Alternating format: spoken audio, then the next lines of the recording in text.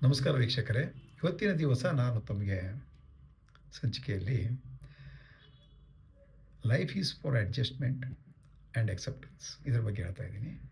ಒಂದು ಕಥೆ ಹೇಳ್ತೀನಿ, ಚಿಕ್ಕ ಕಥೆ. ಅದರಲ್ಲಿ ತಮಗೆ ಗೊತ್ತಾಗುತ್ತೆ ಏನಂತ. ಒಂದು ಊರಲ್ಲಿ ಒಬ್ಬನು ವ್ಯಾಪಾರಿ ಇರ್ತಾನೆ. ಅವನು ತುಂಬ ಒಳ್ಳೆಯವನು, ನಿಷ್ಠಾವಂತ, ನ್ಯಾಯವಂತ ಇರ್ತಾನೆ. ಅವನ ಹೆಂಡತಿ ತುಂಬ ಕುರೂಪಿಯಾಗಿರ್ತಾಳೆ. ಕುರೂಪಿ ಅಂದರೆ ಹಲ್ಲು ಮುಂದೆ, ಕಪ್ಪಿಗೆ, ಹಿಂದಿ ಇರುತ್ತೆ ನೋಡಿ, ಹಿಂಗೆ ಬಂದು, ಹಿಂಗೆ ಬಂದು, ಮತ್ತು ಹಿಂಗೆ ಅಥವಾ ಹೂವು ಅಂತ ತಿಳ್ಕೊಳ್ಳಿ, ಹಿಂಗೆ ಅಂತ ಅಂಕ-ಡೊಂಕಾಗಿರ್ತಾಳೆ. ದೇಹ ಪ್ರಪೋರ್ಷನೇಟ್ ಇರಲ್ಲ. ಅವನು ವ್ಯಥೆ ಪಡ್ತಾ ಇರ್ತಾನೆ. ಅಯ್ಯೋ, ಬೇರೆಯವ್ರ ಹೆಂಡ್ತಿಯರು ಎಷ್ಟು ಸುಂದರವಾಗಿದ್ದಾರೆ, ನನ್ನ ಹೆಂಡ್ತಿ ನಾರ್ಮಲ್ ಆಗೂ ಇಲ್ವಲ್ಲ ಅಂತ ಬೇಜಾರು ಮಾಡ್ಕೊತಿರ್ತಾನೆ. ಆದರೆ ತುಂಬ ಒಳ್ಳೆಯ ಮನುಷ್ಯ, ಆ ಥರ ಕೆಟ್ಟವನಲ್ಲ. ಆಮೇಲೆ ಆ ಥರ ಕಂಪೇರ್ ಮಾಡಬಾರ್ದು. ಅವನು ಒಂದಿನ ದೇವ್ರನ್ನ, ಅವನಿಗೆ ತುಂಬ ಭಕ್ತಿವಂತ. ದೇವರು ಅವನ ಭಕ್ತಿಗೆ ಮೆಚ್ಚಿ ಒಂದು ವರ ಕೇಳಂತಾನೆ. ವರ ಏನಂದರೆ, 3 ವರ ಕೊಡ್ತೀನಿ, ನಿಮಗೆ ಕೇಳ್ಕೊ ಅಂತಾನೆ. ಅವನು ಫಸ್ಟ್ ವರ ಕೇಳ್ತಾನೆ, ನನಗೇನು ಬೇಡ, ಧನ, ಅಂತಸ್ತು, ಅಧಿಕಾರ ಏನು ಬೇಡ, ನನ್ನ ಹೆಂಡ್ತಿನ ರೂಪವತಿ ಮಾಡು, ಸೌಂದರ್ಯವತಿ ಮಾಡು, ಭೂಮಿ ಮೇಲೆ ಯಾರೂ ಇರಬಾರ್ದು ಹಂಗೆ ಮಾಡು, ಮಿಸ್ ಯೂನಿವರ್ಸ್, ತಥಾಸ್ತು ಅಂತಾನೆ. ಈಗ ರೂಪದ ಬಗ್ಗೆ ಕವಿರತ್ನ ಕಾಳಿದಾಸ ಹೇಳಿದ್ದಾನೆ ಶಕುಂತಲೆ ನಾಟಕದಲ್ಲಿ. ಹೆಂಗಸು ಹೇಗಿರ್ಬೇಕಂದ್ರೆ, ಮಾವಿನ ಹೋಳು ನಿನಕಣ್ಣು ಅಂತ ಒಬ್ಬನು ಕವಿ ಹೇಳಿದ್ದಾನೆ.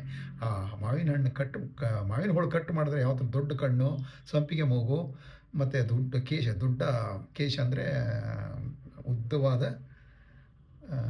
ಕೂದಲು ಬೇಡ. ಅದೀಗ ಅವನು ಮನೆಗೆ ಹೋಗಿ ನೋಡ್ತಾನೆ. ಅಯ್ಯೋ, ಎಷ್ಟು ರೂಪವತಿ ಇದ್ದಾಳೆ, ಸೌಂದರ್ಯವತಿ. ಅವನು ನೋಡ್ತಾ ಹಾಗೆ ಇರ್ತಾನೆ, ನೋಡ್ತಾ ಇರಬೇಕನ್ನಿಸ್ತಾ ಇರುತ್ತೆ, ಅಷ್ಟು ಖುಷಿ ಆಗ್ತಾನೆ. ಮುಂದೆ ಅವನು ಎಲ್ಲ ಊರಿಗೆಲ್ಲ ಇದು ಸುದ್ದಿ ಹರಡುತ್ತೆ.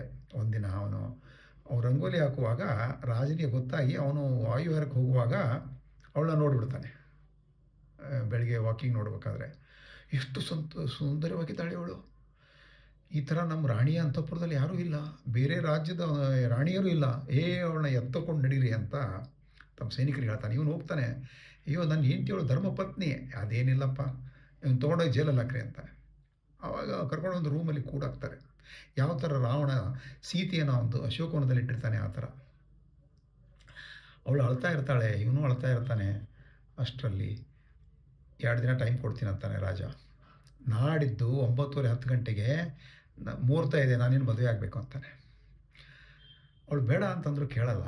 9:30 10 ಗಂಟೆ ಆಗುತ್ತೆ. ಅವಳು ಮುಸುಕು ಹಾಕೊಂಡ್ಬಿಟ್ಟು, ನನ್ನ ಮೈ ಹುಷಾರಿಲ್ಲ ಅಂತ ಹೇಳ್ತಾಳೆ.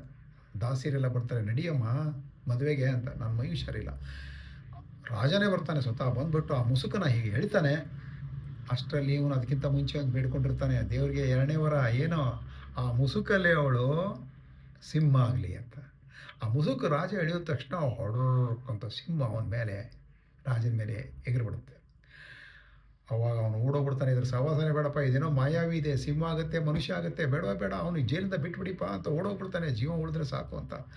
ಅಷ್ಟರಲ್ಲಿ ಅವನು ಬಂದು ಆ ಜೈಲಿಂದ ಬಂದು ಅವಳ ಹತ್ರ ಬರ್ತಾನೆ. ಆ ಸಿಂಹನ ಹತ್ರ ನೋಡ್ತಾನೆ. ಆ ಸಿಂಹ ಬಂದು ನಮಸ್ಕಾರ ಮಾಡುತ್ತೆ ಅವನಿಗೆ, ಯಾಕಂದರೆ ಹೆಂಡತಿ ಅವಳು.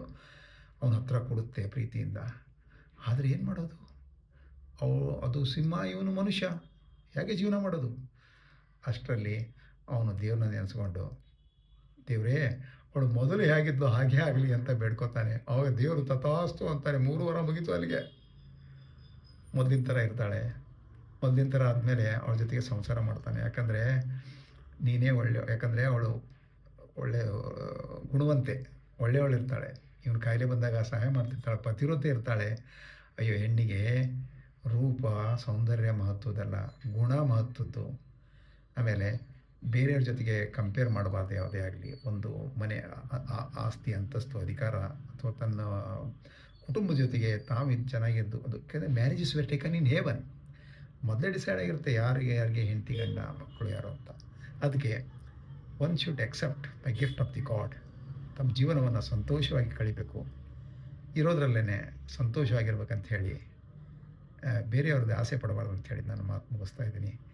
ಈ ಸಂಚಿಕೆ ಇಷ್ಟ ಆದರೆ ತಾವು ದಯವಿಟ್ಟು ಒಂದು ಲೈಕ್ ಕೊಡಿ ಯೂಟ್ಯೂಬಲ್ಲಿ, ಮತ್ತು ಸಬ್ಸ್ಕ್ರೈಬ್ ಮಾಡಿ. ಮುಂದಿನ ಸಂಚಿಕೆಗಳನ್ನು ಹೆಚ್ಚು ಮಾಡೋದಕ್ಕೆ ನನಗೆ ಅವಕಾಶ ಮಾಡಿಕೊಡಿ ಅಂಥೇಳಿ ನಾನು ಮಾತು ಮುಗಿಸ್ತಾ ಇದ್ದೀನಿ.